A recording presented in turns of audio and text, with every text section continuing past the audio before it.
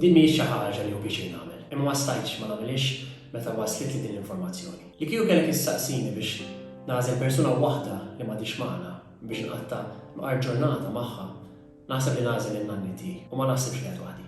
Iżda sfortunatament mhux kulħadd iħossu l-istess dwar l-anzjani tagħna. Batuli dan l-artiklu nħoss li importanti li nxerdu l-kelma biex affarijiet bħal dawn ma jibqgħux isiru. Skont dan l-artiklu rrapportat mit-Times of Malta, l-anzjani tagħna qed jiġu abbużati. Ħafna drabi mill-familji tagħhom stess li jaqbdu jieħdu jew aħjar jisirqu flus mill-saving accounts tagħhom, jew billi jużaw il-cards tagħhom mingħajr biss ma jkunu jafu.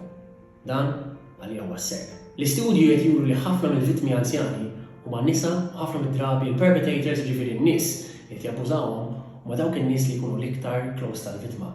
Din hija xi ħaġa li qasirt nemmen. Julia Tua hija l-General Secretary of the Geriatric Medicine Society. Tispjega kif dan iseħħ. Jitgħid li pereżempju ġieli jkun hemm anzjani li jkunu qed jgħixu ħajja kontenta u stabbli fid-dar tagħhom, iżda jiġu taħt pressjoni biex jidħlu ġoħhom. Mbagħad ftit wara l-istess nies li jkunu qed jipprexxerjawhom biex jidħlu ġoħhom, jibihawhom l-affarijiet kollha li kellhom id-dar biex jaqalgħu il-flus.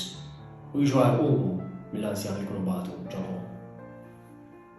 Tanti ser din il-biċċa li riċentament anki l-Maġistrat Donatella Frendo Dimek semmit li ħina qalet li hemm bżonn li din tiġi indirizzata kemm entitajiet pubbliċi kif ukoll privati. L-istess Maġistrat riċentament sabet mara ħatja talli oġobha taqbatu tieħu l-flus kollha li kellha mara anzjana fis-savings tagħha u marrethom fuqhom f'affarijiet lussużi għaliha personali. Din il-mara kienet avdata mill-vittma li kienet l-unofficial carrier tagħha iżda abbużata u użat il-kar tagħha b'mod totalment illegali u ħallietha b'xejn. Dan l-aġir irid jieqaf. U nibdew billi nikkreaw aktar awareness dak li qed iseħħ. Infatti ġemma tgħidilna b'xi sinjali li inti għandek tagħti każ biex tassigura li l-eżistijak mhux qed jiġu abbużati b'mod ta' finanzi. Fosthom, in-nuqqas ta' ħeġġa mhux mistennija min-naħa tal-ġenituri jew in-nanniet tiegħek biex jiddiskutu kwistjonijiet relatati mal-finanzi. Tieni ħaġa kontijiet jew servizzi li mhux qed jitħallsu f'daqqa waħda. Tielet ħaġa ħbieb tal-qalbu maħbubin ġodda. Bidu jew aggravar ta' mart jew disabilità.